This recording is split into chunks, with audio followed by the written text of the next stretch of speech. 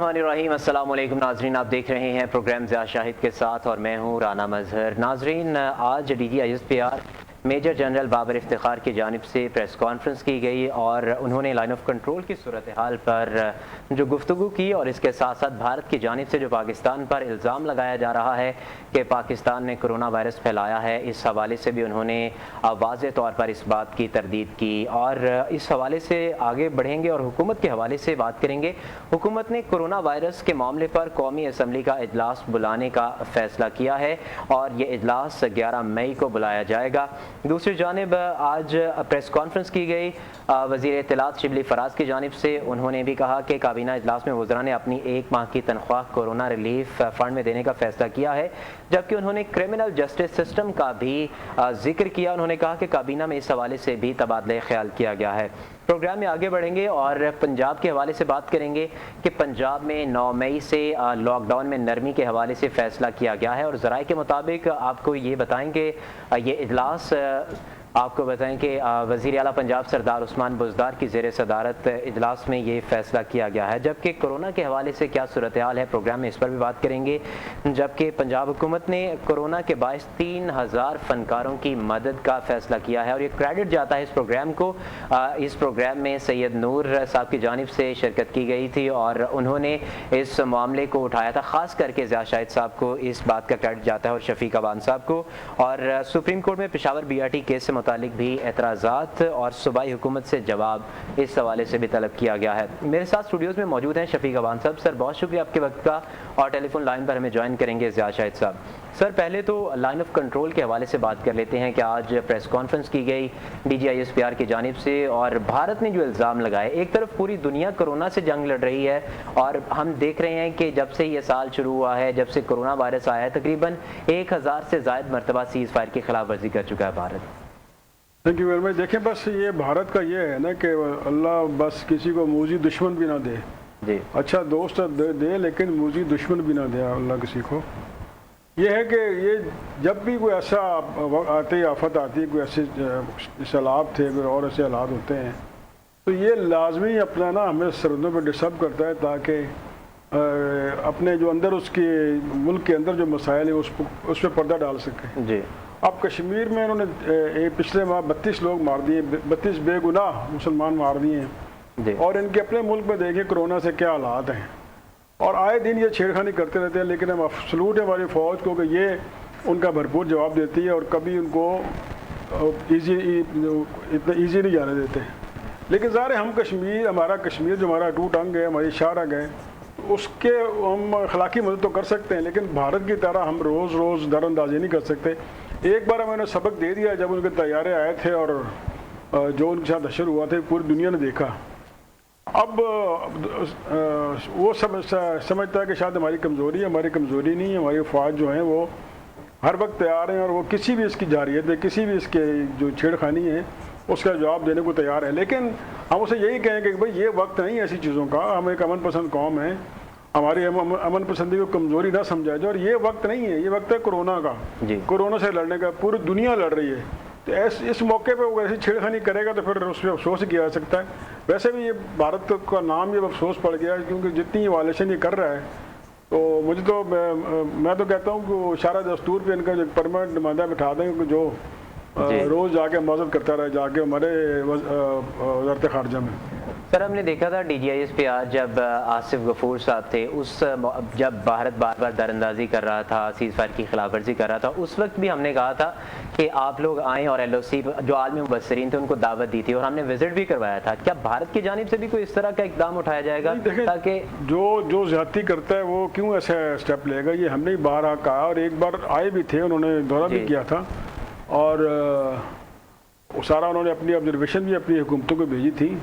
ये डिप्लोमेटिक्स होती हैं, तरीक़ेकार होता है और इससे दुनिया को बताना होता है कि हम क्या कर रहे हैं और जो हमारा दुश्मन है वो क्या कर रहा है जी। भारत क्यों चाहेगा? भारत कभी ऐसा नहीं करेगा और वो जब बुलाता भी है तो सिलेक्टिव को बुलाता है और उन्हें एक मखसूस इलाका दिखा देता है कि ये है।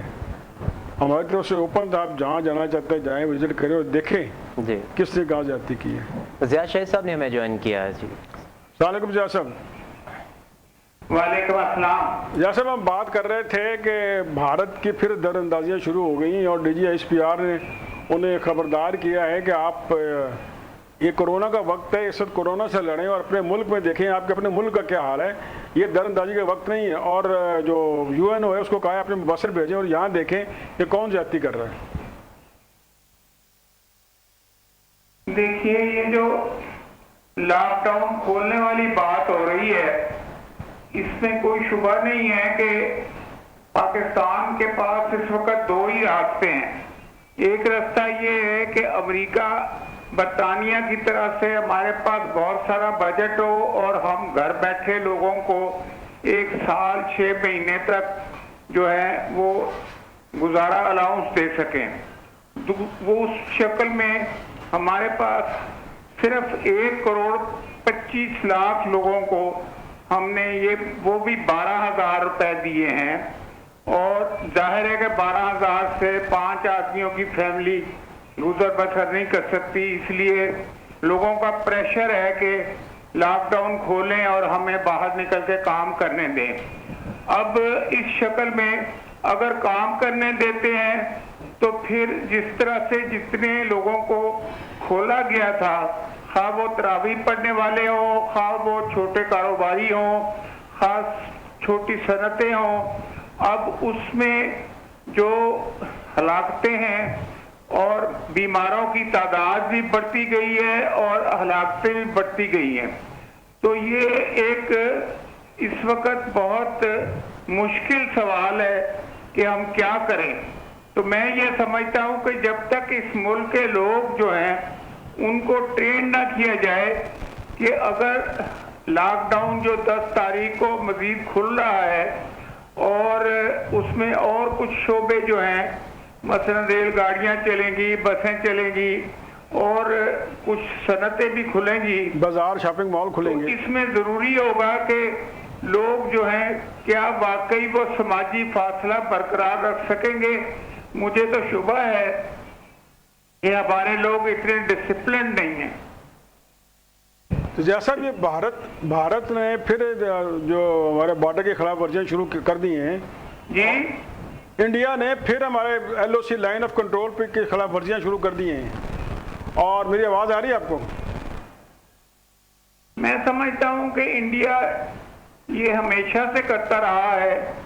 अब इस वक्त जबकि सारी दुनिया जो है वो कोरोना को निपटने में लगी हुई है, इंडिया में खुद भी कोरोना की वबा है, इसके बावजूद वो बात नहीं आ रहा और वो अपनी ताकत के नशे में और अपनी जंगी साजो सामान के नशे में मसलसल पाकिस्तान की लाइन ऑफ कंट्रोल पर डिस्टर्बेंस पैदा कर रहा है। और कोई दिन नहीं गुजरता जब हम ये ना देखें कि हमारे कितने जवान शहीद हुए और कितनी शहरी आबादी के लोग जो हैं वो बेचारे शहीद हुए। मैं ये समझता हूँ कि मैं वक्तन फवक्तन आर्मी चीफ साहब के बयानात पढ़ता रहता हूँ।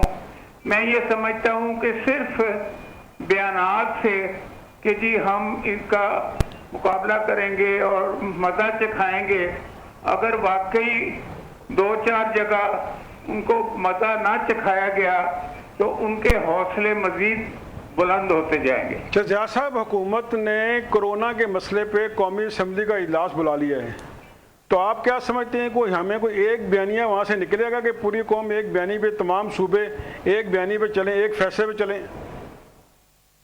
मैं ये समझता हूँ कि ये तो अच्छा किया, क्योंकि अपोजिशन का यही मुतालबा था कि कौमी असम्बली के इजलास बुलाएं। उनको भी पता चलना चाहिए कि क्या मुश्किलात हैं और कल को जो कुछ आप करने वाले हैं उसकी रिस्पॉन्सिबिलिटी कौमी असम्बली ले, और जिसमें तमाम पार्टियों के नुमाइंदे शामिल हैं। इसलिए कि अगर हुकूमत अपनी मर्जी से फैसले करती गई तो एक वक्त आएगा जब इन फैसलों के मुज़र असरात खुदा न खास्ता सामने आ गए तो फिर ये कहा जाएगा कि देखे जी हुकूमत ने मरवा दिया। बिल्कुल, बहुत बहुत शुक्रिया जहाँ साहब। अच्छा सर, हुकूमत ने ये जो फ़ैसला किया है और इस हवाले से कि कौमी असम्बली का इजलास बुलाया जाए, 11 मई को ये इजलास बुलाया गया। हमने बेशहा बार इस प्रोग्राम में भी इस बात को कहा कि जो है कौमी असम्बली का इजलास बुलाना चाहिए। अपोजिशन भी इस पर बार बार इसरार करती रही। किस तरह देखते हैं आप इजलास बुलाएंगे और इसमें कोई फैसला तय हो सकेगा? देखिए, हमने कल भी और उससे पहले प्रोग्राम में जिक्र किया था कि ये कोरोना और लॉकडाउन उठाने या ना उठाने का मसला इतना बड़ा है कि पीटीआई इसका अकेला बोझ नहीं उठा सकती। इसी तरह जो सिंध के वज़ीर आला हैं मुराद अली शाह, उन्होंने शुरू में तो ये स्टेप उठा लिए, लेकिन बाद में उन्होंने कहा कि मुझे वफाक की आशीर्वाद की ज़रूरत है। तो मैं फिर, लेकिन वो आरिफ अलवी साहब गए कराची, लेकिन उन्हें नहीं मिले और ना ही प्राइम मिनिस्टर से कोई बात उनकी हुई जी। तो असल में पार्लियामेंट है, कौमी असम्बली है, जिसमें मुल्क के तमाम हल्कों की, तमाम कोने खुदरों की नुमाइंदगी है। कोई शहर, कोई इलाका ऐसा नहीं है उसकी नुमाइंदगी ना हो। उसी में हमारे उलमा हैं, उसी में हमारे टेक्नोक्रेट हैं, उसी में हमारे सियासतदान हैं। और वहाँ से जो आवाज़ आएगी वो आवाज़ एक ऐसी आवाज़ होगी कि पूरी कौम उसको सुनेगी। तो चलें, अब तो बार बार इस प्रोग्राम में कहते रहें कि पीटीआई से कहते रहें कि आप अपने कंधों पे सारा बोझ ना उठाएं, आप कौमी असम्बली को से इस मसले को आगे लेके आएँ। जो कौमी असम्बली की आवाज़ होगी वो सब सुनेंगे और सारे बर्डन शेयर करेंगे। वो ये नहीं कहेंगे ये पीटीआई ने किया है, ये एमकेएम ने किया है, ये सुभाष सिंह या पीपल्स पार्टी ने किया है, या ये जेयूआई ने किया है, या मुस्लिम लीग नून ने किया है। सब इसमें शामिल होंगे तो एक आवाज़, एक बयानिया आएगा हमारा। पाकिस्तान तहरीक इंसाफ के रहनुमा नदीम अफजल चंद साहब ने हमें ज्वाइन किया। अस्सलाम वालेकुम चंद साहब। चंद साहब अस्सलाम वालेकुम। वालेकुम अस्सलाम। शफीक अवान बोल रहा हूँ। आपके वालिद साहब से तो हमारी अच्छी खासी थी, आप उस वक्त मेरे ख्याल यंग थे। अच्छा, तो चंद साहब, ये जो लॉकडाउन को उठाने का, हल्का करने का, इजी करने की बात हो रही है, तो ये रेलवे भी खुल रही है, फिर बाजार भी खुल रहे हैं, यकीन नहीं खुलने चाहिए क्योंकि इतना अरसा बंद नहीं कर सकते। लेकिन चंद साहब, हमारे जैसे मुख्तारे कहाँ जाएंगे? आवाज़ नहीं सर ठीक आ रही, आवाज़ आपको स्लो। अब आ रही है आवाज़ मेरी? जी अब आ रही। चंद साहब, जैसे मैंने पहले कहा कि आपके वालिद साहब से हमारे अच्छे थे आप। अच्छा, उसमें यह है कि जैसे लॉकडाउन इजी कर रहे हैं, रेलवे खुल रही है, बाज़ार खुल रहे हैं, इंडस्ट्री खुल रही है, और आपने ये देखा है जो ये नादर दफ्तर खुले हैं तो वहाँ पे तो आवाम का जमे गफीर था और सोशल डिस्टेंसिंग थी नहीं। तो हम जैसे मुख्तारे कहाँ जाएंगे जब तक हम खुद कोई स्टेप नहीं लेंगे? ये मुख्तारे आपका ब्रांड बन गया है। जी मेहरबानी आपकी। हमने तो मुख्तारों को समझाया था, लेकिन अब इन मुख्तारों को समझ नहीं आ रही ना। ये मुख्तारों ने, अब देखे लोग नीचे, अब अपने हम भी हल्कों में जाते हैं, रोजाना असिस्टेंट कमिश्नर से, पंचायती स्टाफ से लड़ाइयाँ हो रही हैं, जबरदस्ती दुकानें खोलने की कोशिश कर रहे हैं, शटर उठाते हैं, अंदर तो आपको ढूंढ कर फिर शटर नीचे गिरा देते हैं। अजीबो गरीब किस्म का सिलसिला चल पड़ा है। और सच्ची बात है, मिडिल क्लास जो है, ये रमजान का सीजन है, यही उनके साल का पीक सीजन भी होता है जो अक्सरियत दुकानदारों का। तो ये बात आज कैबिनेट में भी यही डिस्कस हुई है, बड़ा डिटेल डिस्कशन हुई है। हम लोग लॉकडाउन के हर वक्त आखिर बोलते थे, लेकिन अब प्रैक्टिकली देहातों में तो लॉकडाउन वैसे कोई नहीं है जी, छोटे कस्बों में भी नहीं है। और अब बड़े शहरों में आप हर अमीर आदमी अपनी गाड़ियों में फिर रहा है, बाकी उसका कोई लॉकडाउन नहीं है। ट्रांसपोर्ट बंद है तो गरीब आदमी की बात है, वो सफर नहीं कर सकता, या रेलवे बंद है और छोटी दुकानें बंद हैं। तो ये आप मेरे ख्याल है बड़ी सोशल गैदरिंग पे पाबंदी होनी चाहिए, शादी हाल पे या ये बड़ी बड़ी गैदरिंग जहाँ लोग इकट्ठे होते हैं। लेकिन बाकी SOP के साथ सख्ती से गवर्नमेंट SOP अमल करवाए, छोटा कारोबार दुकान खोलना पड़ेगा। लेकिन नदीम साहब कैसे महरूम कर सकते हैं, दोनों दुकान दे नहीं सकती। अब तक हम सोशल डिस्टेंसिंग की अमल कर सके हैं, फिर रेलवे खुल रही है, रेलवे में आपको पता है कितना रश होता है, और फिर आपका ही वो बयानिया था कि भाई ये एक दूसरे के करीब आने से फैलता है, तो हम कैसे कौम को करेंगे कि भाई वो इकट्ठे ना हो एक दूसरे से, बल्कि हम उन्हें मौका फराहम कर रहे हैं। अगर रेलवे और कारोबार खुलेगा तो फिर तो ये फैलेगा और फैलेगा। सर अभी 2-3 दिन बाद 2-3 दिन बाद जब मीटिंग होगी, कमेटी ट्रैवल की मिनिस्टर होंगे, बल्कि जीबी का भी होगा, राजनीति के भी होंगे, फिर फैसला होगा कि क्या करना है ट्रांसपोर्ट के हवाले से। अभी तो फैसला तो नहीं हुआ, लेकिन एक डिस्कशन हो रही है, और आप जैसे साहिब इल्म भी अपना राय दे रहे हैं, तो वो सारों की राय देकर एक फिर तो फैसला होगा। लेकिन हकीकत ये है कि भी सोशल डिस्टेंस भी कायम रखना है, जो कि नहीं हो पा रहा पब्लिक की, प्रैक्टिकली सच्ची बात है। और दूसरा मैं समझता हूँ कि लोगों को मुआशी कत्ल होने से भी बचाना है, लोगों का मुआशी कत्ल भी बचाना है। तो सर ये आपकी बात ठीक है, अभी आपने ये कौमी असम्बली का इजलास बुलाने का फैसला किया है, अच्छा होता है कि पार्लियामेंट का जॉइंट सेशन बुला लेते ताकि ये सारी जिम्मेदारी सिर्फ पीटीआई, पीपल्स पार्टी, नून या किसी और पार्टी पे ना होती, पार्लियामेंट इसका बोझ उठाती, जो फैसले करने होते हैं पार्लियामेंट करती, ताकि लोगों तक आवाज़ जाती कि ये किसी एक पार्टी का सियासी इशू नहीं है, ये एक इज्तिमाई इशू है। मैं आपकी बात से 100% इत्तेफाक करता हूँ और मैं ऑलरेडी यही राय दे चुका हूँ कि ये किसी एक पार्टी की बिल्कुल जिम्मेदारी नहीं है, ना बननी चाहिए, ना ये कोई विन विन सिचुएशन है या कोई ये कि कौमी वबा एक पूरी कौम इस वक्त एक इम्तिहान में है। जब कौमें इम्तिहान में आती है तो फिर कौमी सतह के फैसले भी करने पड़ते हैं और कौमी सतह के फैसले पार्लियामान के बगैर नहीं हो सकते। मैं तो पहले दिन से मैंने ये राय दी है और शायद बहुत जल्दी इसके ऊपर सेशन बुला भी लिया जाए। सेशन बुला लिया गया, सेशन बुला लिया गया। चंद साहब, इस पर जैसे आपने कहा कि ये किसी एक जमात का मसला नहीं है, हम तो तवक्को कर रहे थे कि इस पे हमारी सियासी पार्टियां जो है इनका बयानिया एक होगा, लेकिन बदकिस्मती से सूबा सिंध और वफाक और दूसरे जो पार्टियां हैं वो एक दूसरे से सामने सामने हैं। कम अज़ कम इस वक्त तो कौमी यकजहती का एक पैगाम देते हैं कि भाई इस वक्त हम सियासत हमने छोड़ दिए, लेकिन इल्ज़ामात और इल्ज़ामात की बारिश के अलावा और कुछ भी नहीं है। देखिए जी, मैं समझता हूँ कि बिल्कुल गलत हो रहा है इल्ज़ामात वाला काम। खा वो सूबाई हुकूमत करे या खा हमारे कुछ गुजारा करे, मैं तो इसको अप्रिशिएट नहीं करता और मैं करता हूँ बिल्कुल कौमी यकजहती की आवाज़ आनी चाहिए और लोगों को पता चलना चाहिए कि हमारे मसाइल की वजह से अपने इख्तिलाफात सुधार कर, अपने नजरियाती इख्तिलाफात के बावजूद एक जगह पे बैठे हैं।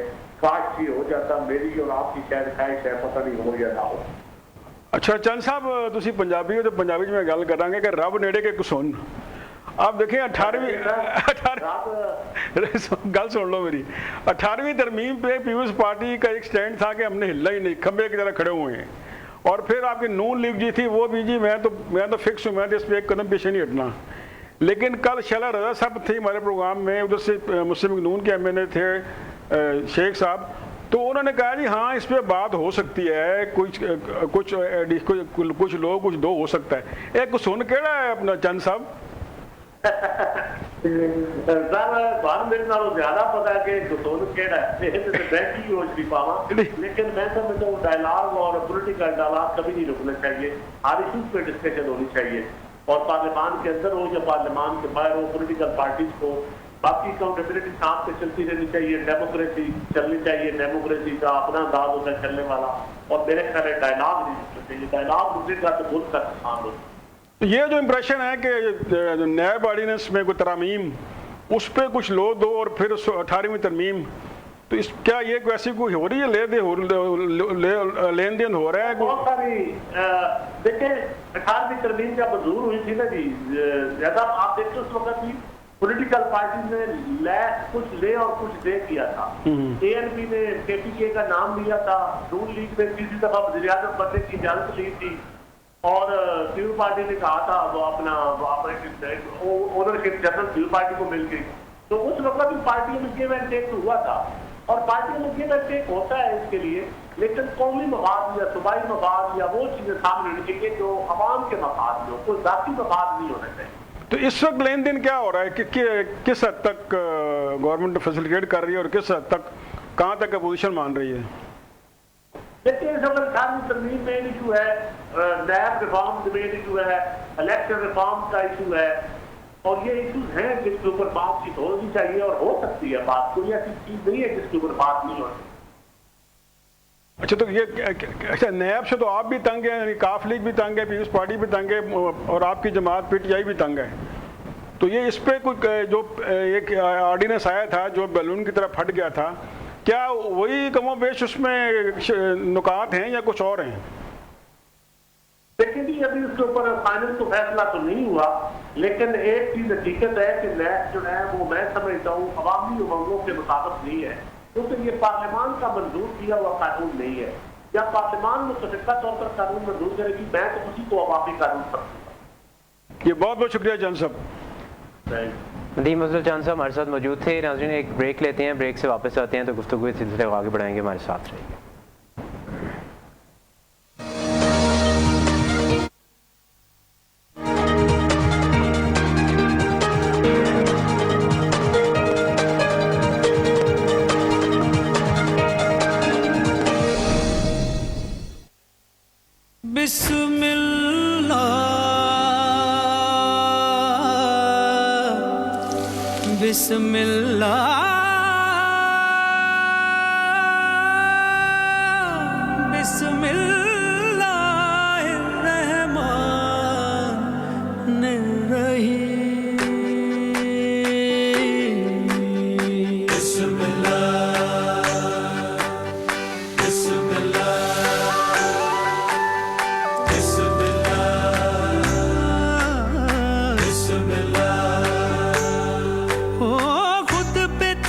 पता है, अबू को भी कबाब बहुत पसंद है।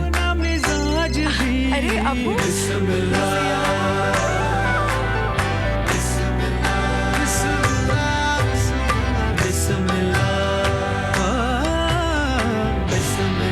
सूफी जो नाम है एतमाद का। जगाना कचरा फेंके अब कोई, ऐसा खाकर कलम न बेचे अब कोई। बाहर जो चाहो बदलाओ, अंदर से तब्दीली लाओ। वाइट एंड पियो, जिंदगी जियो।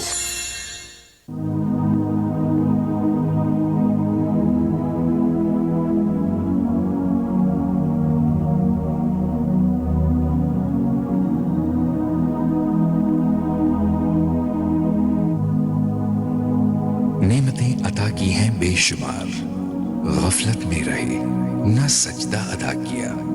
आजमाइश की इस घड़ी में तेरी रहमत के तलबगार या अल्लाह करते हैं तेरा शुक्रिया। सफाई निस्फ ईमान है, तो हाथ साफ करे ना। This message is brought to you by Olivia hand sanitiser. Canon hood और हॉब ने बनाई आपकी कुकिंग आसान। इटालियन डिजाइन बर्नर्स और इटालियन इग्निशन से मिले आपको बेहतरीन सहूलत। Canon hood powerful suction, touch panel, motion sensor और एलईडी लाइट के साथ। कैनन होम अप्लायंसेज, चले साल साल, कारकर्दगी बेमिसाल। बिस्मिल्लाह बिस्मिल्लाह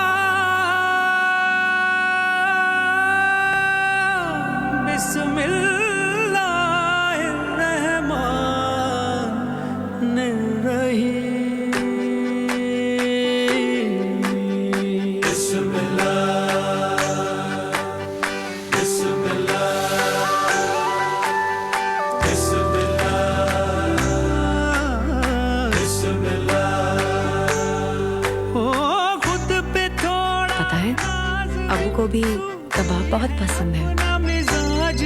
अरे अबू,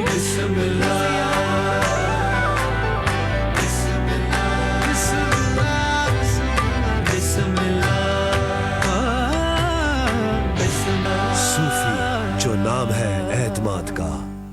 खबरदार, सहराई टिड्डी दल का गैर मामूली हमला पंजाब भर में फसलों के लिए इंतहाई खतरनाक हो सकता है। वजीर आला पंजाब की हिदायत पर हुकूमत पंजाब की जानिब से टिड्डी दल के खात्मे के लिए ठोस इक़दाम। टिड्डी दल के हमले से पंजाब के मुतासिरा 15 अजला में 79 लाख एकड़ से ज्यादा रकबे पर टिड्डी दल की मौसर निगरानी और जदीद तरीन आलात और मशीनरी के जरिए 2,40,000 एकड़ से ज्यादा रकबे पर स्प्रे किया जा चुका है। काश्तकार हजरात अपने इलाके में टिड्डी दल की मौजूदगी की फौरी इत्तला देने के लिए अपने इलाके का नाम, तस्वीर और वीडियोज व्हाट्सएप करें या अपने मुतल्लिका डीसी ऑफिस या PDMA की हेल्पलाइन 1129 पर कॉल करें। काश्तकार हजरात स्प्रे करते वक्त कोरोना वायरस से बचाव की एहतियाती तदाबीर पर अमल करें। हुकूमत पंजाब।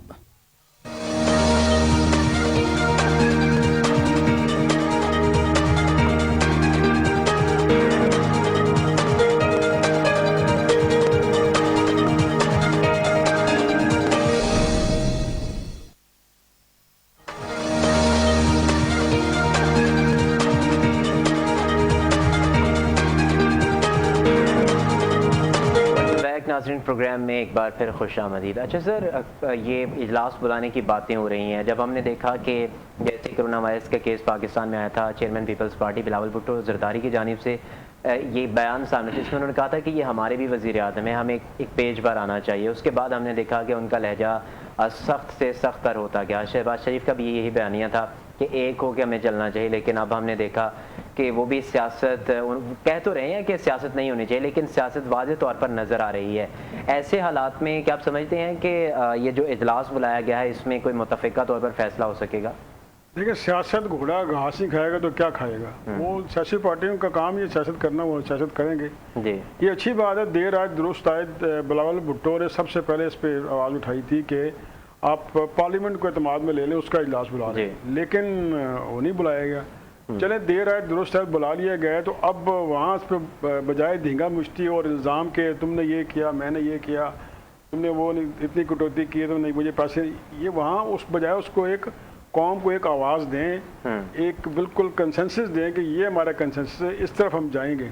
और उसमें माशी मसाइल जो हैं उसको भी काटर करें, और साथ जो हमारा जो सेहत का मसला, हेल्थ का मसला है, उसको भी काटर करें।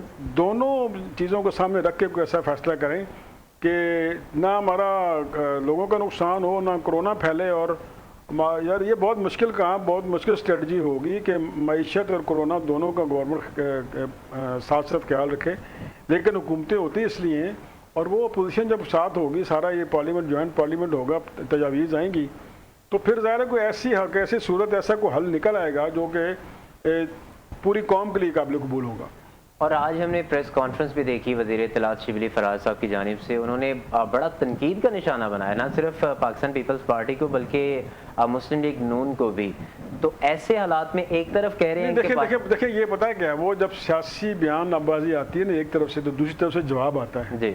तो मैं तो शिबली फराज साहब ने दुआ को हूँ कि वो तो बल्कि बुरे फंस गए हैं। ये जो वजारत इत्तलात है, ये तो है ही बड़ी मुश्किल, कांटों की सेज है, ये इतनी आसान वजारत नहीं है। इसमें आपको तुर्की ब तुर्की बल्कि आगे बढ़ के जवाब देना होता है, जब अपोजिशन का जवाब देना होता है जी। तो इसलिए वो एक मुश्किल में फंस गए हैं, लेकिन आस्ता आस्ता वो कर रहे हैं। लेकिन ये उनका मिजाज नहीं है, ये मिजाज वही फिरदौस आशिक अवान का था, ये मिजाज फवाद चौधरी साहब का था, ये चौहान साहब का मिजाज है। शमशान बुखारी साहब भी देखें शरीफ आदमी से आगे निकल गए, तो इसलिए अब वो अल्लाह करे इससे आगे सुरखरू हो जाएं।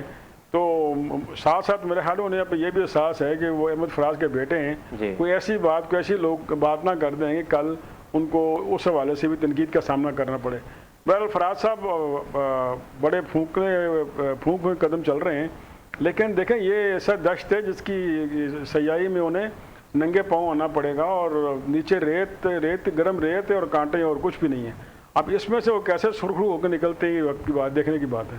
और क्रिमिनल जस्टिस सिस्टम के हवाले से बड़ा तज़किरा हो रहा है, इस्लामाबाद हाई कोर्ट की जानिब से भी एक बयान सामने। आप समझते हैं कि जो निज़ाम है ये ताकतवर के लिए ज़्यादा मुफीद है? देखिए ये काबीना में भी आया और काबीना में भी डिस्कस हुआ है, और हाई कोर्ट ने इस पर रिमार्क्स दिए हैं कि भाई ये जो ताकतवर को इनकी हिफाजत करता है, गरीब को ये को तहफ़्फ़ुज़ नहीं करता जी। क्रिमिनल जस्टिस सिस्टम जो है ये आज से नहीं है, 70 साल से, और बल्कि 70 साल से 100 साल से जो ब्रिटिश दौर की उसमें दफात आ रही हैं जी जी। हमें देखें, हमें ये काम करना चाहिए। हमने चले 73 का आइन हमने बना दिया, तो अब हम इसको अमेंड करें और इसको अपने हालात के मुताबिक देखें कि इसमें क्या तब्दीलियाँ ला सकते हैं। अब देखें ये आपका जस्टिस सिस्टम है, एक जो बेचारा धनिया चोर है वो 10 साल कैद रहता है, एक जो बेचारी औरत है वो अपना खावन के कत्ल में बाद में 20 साल बाद बरी हो जाती है जी। तो ये चीज़ें देखें, ये अदालती निज़ाम को, फिर 2 भाई जो है उनको फांसी दे दी गई, सुप्रीम कोर्ट ने बाद में फैसला किया कि वो बेगुनाह थे। तो ये क्रिमिनल जस्टिस सिस्टम की ना ये खराबियां हैं, और इसको हमें अदलिया और जो हमारी मुकन्नना है उसने मिल के ठीक करना है। कुछ ऐसे सिस्टम को आप करें कि फिर देखिए उसमें पुलिस भी है, ये पुलिस अदलिया और मुकन्नना, पुलिस और अदलिया देखें, जब तक इनमें रिफॉर्म नहीं होंगी, जब तक कि हमारे जो है पीनल कोड में रिफॉर्म नहीं होगी, उस वक्त तक हम इस पर कोई बेहतरी की तवक्को नहीं कर सकते। ठीक है। अच्छा सर, यहाँ पर हमें मोहसिन ज़हीर साहब ने ज्वाइन किया है, ब्यूरो चीफ हैं ये। अस्सलाम वालेकुम मोहसिन साहब, कैसे हैं आप? जी वालेकुम अस्सलाम। मोहसिन साहब, ये बड़ी खौफनाक खबरें आ रही हैं अमेरिका से, ख़ास तौर पे न्यूयॉर्क से, कि 15 मुसलमान जो है सिर्फ ब्रुकलिन के इलाके में जो वो रोज़ कोरोना के से जाँ बक हो रहे हैं। तो इसके बारे में हमें तफसीलात बताएं कि ये एक था इम्प्रेशन था कि ये कुछ सुस्त हो गया है, ये तो अब बढ़ते ही जा रहे हैं। जी देखिए, जो यहाँ पर न्यूयॉर्क आपको पता है कि कोरोना वायरस के फैलाव का एपिक सेंटर का है, और अमेरिका जो है वो भी पूरी दुनिया में जो कोरोना के केसेस हैं उसमें अमेरिका में कोरोना इन केसेस की तादाद सबसे ज्यादा है और ये तादाद इस वक्त 1 मिलियन से क्रॉस कर गई है और अमेरिका में 68,000 अमवात अभी तक रिकॉर्ड हो चुकी हैं और पिछले कुछ दिनों से जो कोरोना के कंफर्म केसेस हैं और मरीजों के जो हॉस्पिटल में दाखिले हैं, आईसीयू में जो दाखिले हैं, इनमें कमी आई है, नंबर्स में कमी आई है। लेकिन दूसरी जानब ये जो अमवात हैं इनमें इजाफा जो आप देख रहे हैं इसकी बुनियादी वजह ये है कि 1 मिलियन लोगों में से 68,000 लोगों की डेथ हुई है, लेकिन अभी भी 9 लाख कंफर्म केसेस हैं और उन कंफर्म केसेस में बड़ी तादाद में लोग 1 लाख से ज्यादा लोग हॉस्पिटल में एडमिट हैं और कोरोना के मर्ज का शिकार मरीज जब हॉस्पिटल में जाता है तो वो क्रिटिकल स्टेज में दाखिल हो जाता है और ये जो अमवात आप इस वक्त सुन रहे हैं ये उन्हीं लोगों की अमवात है क्योंकि बड़ी तादाद में पिछले 2 माह से लोग और बीमार हुए और हॉस्पिटल में चले गए। मोदी साहब, ये जो इम्प्रेशन है कि अमेरिका में जो अस्पताल में कोरोना पेशेंट जाता है उसकी वापसी मुश्किल हो जाती है, तो ऐसा क्यों है? देखिए, कोरोना का मशफीकवान साहब अभी तक पिछले 3 माह से ये जो वबा फैली हुई है अभी तक किसी बड़े से बड़े साइंटिस्ट को और किसी बड़े से बड़े डॉक्टर को इसकी कोई समझ नहीं। ऑनेस्टली मैं आपको ये एक बॉटम लाइन बता रहा हूँ। आप देखें कि कभी कोई बात कर रहे होते हैं, कभी कुछ बात कर रहे होते हैं, एक बिल्कुल नया एक प्रॉब्लम जो है उनके लिए सामने आया। इस मर्ज की तशखीस तो कर सकते हैं लेकिन इलाज किसी के पास नहीं और ये जब वायरस हमला करता है किसी शख्स पर तो इतनी तेजी से फिर उसकी सेहत खराब होती है और निज़ाम तनफ़्फ़ुस जो है वो बिगड़ता है कि उसको जितना मर्जी कोशिश करते वो कंट्रोल नहीं आता। इसलिए जो लोग कम अज कम 60 साल या उससे ज़्यादा उम्र के हैं और जिनको जो पहले से जो कोई मेडिकल प्रॉब्लम्स हैं वो जब हॉस्पिटल। लेकिन मुर्शिद साहब ये न्यूयॉर्क में तो रिकॉर्ड तोड़ काम हो गया ना। न्यूयॉर्क तो कभी इतना अफेक्टेड था ही नहीं, तो क्या वजह है कि लोगों ने सोशल डिस्टेंसिंग का ख्याल नहीं रखा या ये मर्ज क्यों बढ़ा वहाँ पे? जी, न्यूयॉर्क बुनियादी तौर पर इसलिए सबसे ज्यादा मुतासर हुआ कि न्यूयॉर्क में जो 2 वजह है। एक तो जो एक आम तासर ये है कि ये जो वायरस स्प्रेड हुआ ये चाइना से हुआ, चाइना से फिर यूरोप में गया और यूरोप में फिर अमेरिका, यूरोप से फिर अमेरिका आया। तो ये वायरस स्प्रेड कैसे हुआ? वायरस स्प्रेड हुआ है विजिटर्स के जरिए और जो मुसाफिर थे उनके जरिए। वो जो लोग थे जो सफर करते रहे इन ममालिक के दरमियान वो इस वायरस के कैरियर बन गए। हम न्यूयॉर्क की अगर अमेरिका की बात करें तो सिर्फ फरवरी और मार्च के महीने में चाइना से अमेरिका के दरमियान जिन लोगों ने ट्रेवल किया उनकी तादाद 4.5 लाख थी। पहली बात तो ये इतनी बड़ी तादाद में लोग आए और उनमें से बड़ी तादाद लोगों की थी जो कि उस वक्त इन्फेक्टेड थी लेकिन उनको भी नहीं पता था और लोगों को भी नहीं पता। उसके बाद जो न्यूयॉर्क शहर है, आप भी यहाँ पर आए हुए हैं, आपको पता है कि न्यूयॉर्क शहर जो है इसकी जो ग्रोथ है ये वर्टिकल है, ऊपर की तरफ है। यहाँ पर जगह मल्टी स्टोरी आबादी ज्यादा है, इसलिए लोग बड़ी बड़ी बिल्डिंग्स में रहते हैं और बड़े क्लोज रहते हैं। इंग्लिश में इसको कहते हैं बड़ा डेंस सिटी है, बड़ा पॉपुलेटेड सिटी है। तो ये एक दूसरी बड़ी वजह बनी और जब ये वायरस स्प्रेड होना शुरू हुआ और जिस वक्त इसका पता लगना शुरू हुआ उस वक्त तक फिर वो जो कहते हैं कि पानी जो पुलों के ऊपर से गुजर गया था। अब इस चीज को कंटेन करने की कोशिश की जा रही है लेकिन कंटेन करते करते भी आपको पता है कि ये इतना ज्यादा नुकसान हो रहा है कि अभी अमेरिका तो एक तरफ जो न्यूयॉर्क के केसेस हैं, कंफर्म केसेस हैं और अमवात हैं, दुनिया में जो किसी भी मुल्क के केसेस से ज्यादा हो गए हैं। बहुत बहुत शुक्रिया मोहसिन साहब, अपना और अपने दोस्तों का ख्याल रखिएगा, अल्लाह आपको इस वायरस से महफूज रखे। बहुत बहुत शुक्रिया आपका। और सर पंजाब हुकूमत के हवाले से कुछ बात कर लेते हैं कि पंजाब हुकूमत ने 9 मई से लॉकडाउन में नरमी का फैसला किया है और दूसरी जानिब हम देखें कि बलूचिस्तान में 19 मई तक लॉकडाउन को बढ़ाने का फैसला किया है, जबकि सिंध इससे पहले ही कर चुका है। अब दूसरी जानिब वफाक भी जो पंजाब का फैसला है उसी के मुताबिक चल रहा है। किस तरह देखते हैं सारी सूरत हाल? अब देखें, आज देखें नादरा ऑफिस खोलें और देख लें कि ऐसा रश है कि जैसे वहाँ कोई सेल लगी हुई है, कोई फ्री चीज़ बट रही है। अब देखें, हुकूमत तो एक डायरेक्शन दे सकती है, बता सकती है, लोगों को अवेयर कर सकती है। पूरा मीडिया चीख रहा है कि भाई देखें, अपने फासला रखें, आप ये स्प्रेड आपके करीब आने से फैलेगा।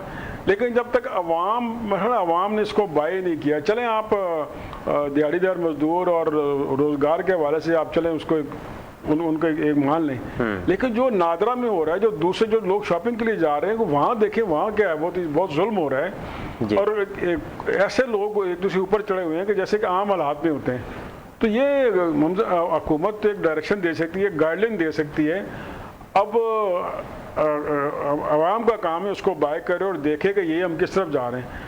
फिर जो आपने पहले बात की थी कि एक बयानिया नहीं है, जैसे जब वफाक कुछ कहेगा, सिंध कुछ कहेगा, बलूचिस्तान ने जो है वो लॉकडाउन 19 तक तोसी कर दी है और वफाक ने 9 तक कर दी है। तो फिर हर तरफ कन्फ्यूजन है। जो केपी वो सूबा है कि जो आमना सद्दा का ना बिल वफाक की हुकूमत नहीं, जो वफाक है उस पर चलता है। हमारा असल में हमारे लोग कंफ्यूज नहीं, हमने खुद लोगों को कंफ्यूज किया है। हमारा एक बयानिया नहीं है जिसकी वजह से लोग कहते हैं यार वफाकी हुकूमत कहती है कि इसको आसानी देनी है कि बलूचिस्तान हुकूमत आगे कर दिया है, सिंध हुकूमत सख्ती से कारबंद है। तो लोगों इस कन्फ्यूजन में लोग भी कन्फ्यूज हैं कि हम कहाँ जाएं। अच्छा सर, एक सवाल यहाँ पर यह है कि जब माशी तौर पर कोई मसला आता है तो जो मईशत के एक्सपर्ट हैं उनसे राय ली जाती है, जो वो फैसला कहते हैं उनके मुताबिक किया जाता है। जब ये वबा है सेहत के हवाले से डॉक्टर्स की जानिब से प्रेस कॉन्फ्रेंसेस की जा रही हैं, हर एक फोरम पे उन्होंने यही कहा है कि लॉकडाउन इसका हल है, लॉकडाउन इसका असल में मसला पता है कि जिसका जो काम है ना वो काम नहीं करता। हर कोई चाहता है कि वो दूसरे के ना वो दूसरे के हानि में अपना चमचा मारता रहता है। असल में जिसका जो काम है ना, हमें देखें, हमें सियासतदानों को आने से पहले, प्राइम मिनिस्टर को आने से पहले, फिर सिंध इसलिए कि सिंध वाई सूबा जिसमें पीटीआई के अलावा किसी की हुकूमत है। आप एक्सपर्ट को लेके आते, डॉक्टर को लेके आते, वो बयान देते कि ये हालात हैं और हमें ये स्टेप लेने हैं। फिर सियासतदान उनके बयानी भी अपना कोई स्टेप लेते, कोई एडमिनिस्ट्रेटिव स्टेप लेते और एक स्टेप लेते, चाहे वो लॉकडाउन था या कमजोर लॉकडाउन का था। ये तो शुक्र करें कि मुराद अली शाह ने स्कूल फौरी बंद कर दिए, उनको फॉलो करते हुए पंजाब और केपी और दूसरे सूबों ने उनको फॉलो किया। अगर खुदा न खास्ता ये फौरी वो स्टेप न लेते तो अल्लाह माफ करे हम आज कहाँ खड़े होते। मसला वही है कि हमारे अवाम कन्फ्यूज है, उनको कन्फ्यूज हमारी हुकूमत ने किया है। हमारी हुकूमत का इस पर एक बयानिया है नहीं और आज तक एक बयानिया नहीं है। तो फिर तो लोग की जो आपने बात की कि वायलेशन करते हैं, लोग इकट्ठे हो जाते हैं, तो फिर लोग तो कंफ्यूज हैं, वो तो फिर उनके रोजगार का ही मसला है। तो वो तो फिर ऐसी आप देखेंगे और ये फैलेगा। जैसे आपने जिक्र किया कि एक बयानिया नहीं है, चाहे वो वफाकी हुकूमत है या सूबाई हुकूमत है, और फिर जो पाकिस्तान पीपल्स पार्टी के चेयरमैन बिलावल भुट्टो जरदारी साहब जो बात करते हैं कि वज़ीर आज़म सिर्फ जो 24 किलोमीटर का इस्लामाबाद है सिर्फ उसके वज़ीर आज़म है। फिर देखिए ये तो सियासी बयान है ना, ये पहले मैं कह चुका हूँ ये सियासी बयान है। इस तरह का वो बयान वो देते रहते हैं, वो सियासी बयान पर हमें नहीं जाना चाहिए। और मुख्तलिफ अस्पतालों में OPDs खोलने का फैसला किया है, वो तो इसी में आ गया ना, वहाँ भी ऐसे रश बढ़ेगा और हम अल्लाह ही हम पे रहम करे, क्योंकि हम तो ना हुकूमत की मान रहे हैं और ना हम डॉक्टरों की मान रहे हैं। अब अगर ये वहाँ पे जाएंगे तो लामाला रश बढ़ेगा जी, तो अल्लाह ही हम पे रहम करे। रेलवे का वो वफाकी वजीर जो है शेख रशीद साहब वो कह रहे हैं कि मेरा रेलवे का जिक्र पहले कर चुके हैं ना, रेलवे का जिक्र कर चुके हैं पहले जी। और सर हमने एक और अहम बात जो इसी प्रोग्राम में उठाई थी कि जो फ़नकार बरादरी है उनकी इमदाद की जा सके, और हुकूमत ने इस बात को ऑन करते हुए ये फ़ैसला किया। किस तरह देखते हैं इसको? हाँ देखिए, हमने इसी प्रोग्राम में ये बात की थी और उसमें हमने ये कहा था कि हुकूमत सबके लिए जो पैकेज ला रही है, जो फ़नकार हैं फ़नकारों के लिए कोई भी आवाज़ नहीं, कोई भी इसको सपोर्ट नहीं कर रहा जी। तो सैयद नूर साहब को हमने लिया था, हमने इसी प्लेटफार्म से अपील की थी कि आप फ़नकार जो कि इनको कोई परेशानी हाल नहीं है उनके लिए कुछ करें, उनको कोई पैकेज दें। और हुकूमत का शुक्रिया कि उन्होंने ये स्टेप लिया और इसी प्रोग्राम में हमने उलमा के लिए भी, क्योंकि उलमा भी इसी हमारे सोसाइटी के हिस्से हैं, वो हमारे मस्जिद के खुदाम हैं, हमारे मदरसों के खुदाम हैं, मुअज्जिन हैं, दूसरे हज़रात हैं, उनका भी देखें, उनके भी हमारे वही मसाले जो मेरे और आपके मसाले, उन्होंने भी बिल देना है, उन्होंने भी बच्चों की फीस लेनी है, उन्होंने भी ग्रॉसरी लेनी है जी। तो कम से कम आपने इतना बड़ा काम कर दिया है आर्टिस्टों के लिए, तो एक पैकेज उनके लिए भी अनाउंस कर दें जी। वो भी हमारे सोसाइटी का, माशरे का मौजूद हिस्सा हैं। सिर्फ इनका ना करें, जो चर्च हैं और जो हमारे हिंदू टेंपल हैं, सिख बिरादरी है, वो सब के लिए करें कि एक इज्तिमाई आवाज़ जाए कि गवर्नमेंट ने कोई ऐसा स्टेप लिया है और वो एक पूरी जो है हमारी जितने मज़ाहिब हैं उनके मसाइल को जानते हुए, देखते हुए उन्होंने कोई ये इनके लिए पैकेज किया है। आर्टिस्टों के लिए पैकेज आ गया है, वकीलों के लिए पैकेज आ गया है, आवाम के लिए पैकेज आ गया, तो कम से कम इस तबके के लिए भी पैकेज ले आए, दे दें। ये आपको सड़कों में मांगने वाले नहीं हैं, ये लाइन लग के राशन लेने वाले नहीं हैं, ये सफ़ेद पोश लोग हैं, इनका भी ख्याल कर रहे हैं। बहुत शुक्रिया वज़ीर पंजाब उस्मान बुज़दार साहब, आप इधर भी तवज्जो दें और ये जो उलमा और खुदाम मसाजिद के और मदारिस के हैं उनके लिए कोई पैकेज अनाउंस करें। पंजाब हुकूमत ने तो बड़ा अच्छा इकदाम लिया, हालांकि सिंध हम देखते हैं कि जो भी फैसला करता है और उसी के पीछे पंजाब हुकूमत कोई ना कोई स्टेप लेता है, लेकिन ये पंजाब इस बार बाजी ले गया है। सिंध हुकूमत को क्या पैगाम देंगे इससे? तो ये देखिए, हमारा इज्तिमाई पैगाम है ना, ये सब के लिए एक पैगाम है, और जो उलमा और उसके लिए है, मस्जिद के खुदाम के लिए है, वो वफाकी हुकूमत करे और सूबे अपने तौर पे करें। मुराद अली शाह साहब करें, हमारे बुज़दार साहब करें, जाम कमाल साहब करें, और महमूद खान साहब KPL करें, तो ये गिलगित बल्तिस्तान वाले करें, आज़ाद कफ़ीर वाले करें। तो देखें, ये काम सबसे पहले होना चाहिए था। हमने वो क्या डंडा उठा लिया कि मस्जिद में नमाज ना पढ़ो, मस्जिदें बंद कर दी, जुम्मे को ना जाए, सख्ती कर दी, तरावी ना पढ़े। तो भाई ये आप एडमिनिस्ट्रेटिव डंडा आप पहले उठा लेते हैं, पहले जो उनके जो माशी मसाइल हैं उससे अब तवज्जो दें, उनको भी देखें, वो भी इंसान है हमारी तरह। और सर, तिब्बी अमले के 509 अरकान जो हैं वो कोरोना वायरस का शिकार हो चुके हैं, अभी तक उनको वो सहूलियात नहीं दी जा सकी जिनकी वो डिमांड कर रहे हैं। तिब्बी अमले का देखें, तिब्बी अमले का हम बार बार जिक्र करते रहे हैं, और ये अब उसको देखें ना, अब अफसोस के साथ कि हमारी अदलिया भी उनका जिसने काम करना नहीं करना घर जाए। देखें, ये तरीका नहीं होता। वो बल्कि एक डॉक्टर साहब जो रो रही थी आगे, उन्होंने कहा ठीक है, हमें अपना ख्याल नहीं, अपने बच्चों का तो ख्याल है ना जी। तो हमें देखें, ये बाइसिस से हट के उनको तमाम सहूलतें देनी चाहिए, नहीं तो फिर ये खुदा न खास्ता बार बार हम यही कह चुके हैं कि अगर वो थक गए, अगर वो मुतासिर हो गए, तो फिर हमारे अस्पताल फिर भरे रहेंगे और वहाँ पे उनको अटेंड करने वाला कोई नहीं होगा। और BRT के हवाले से सुप्रीम कोर्ट ने सूबाई हुकूमत से जो रिपोर्ट तलब की है, समझते हैं आप, क्योंकि बहुत देर से ये मनसूबा चल रहा है और अभी तक इसमें देखिए, पेशावर मेट्रो या BRT जो है ये तो PTI हुकूमत के गले की हड्डी बन गई है। बिल्कुल, और इस पर ना उससे निकल सकते हैं ना उगल सकते हैं, और अभी तक कोई इन्होंने एक उसकी कट ऑफ डेट, कोई डेट लाइन नहीं दी कि कब कंप्लीट होगा जी। और ज़ाहिर सुप्रीम कोर्ट जो पिटिशनर था उसने बार बार से तवज्जो दिलाई कि आप इस तरह उनसे कोई रिपोर्ट तलब कर लें, और सुप्रीम कोर्ट ने कहा कि अगर टैक्स का जो टैक्स दहंदगान का पैसा खर्च होगा तो उसका हिसाब हमने लेना है जी। तो उस हवाले से उन्होंने रिपोर्ट मांग ली कि आप इस पर रिपोर्ट दें कि अब तक क्या खर्च हुआ और क्या आपने किया। तो ज़ाहिर है कि इसमें ना कोई नैब को नज़र आ रही है BRT, ना हमारे FI को नज़र आ रही है। तो सुप्रीम कोर्ट ने एक्शन लिया, अब देखें क्या होता है। मुझे तो कोई उम्मीद नहीं कि, लेकिन दुआ कर सकते हैं कि BRT जो है वो जल्द से जल्द मुकम्मल हो, ताकि ये जो गले की हड्डी ये बनी है PTI को उससे मसीह उतरे और पेशावर के लोगों को भी एक ट्रांसपोर्ट की जदीद सहूलत मुयसर हो।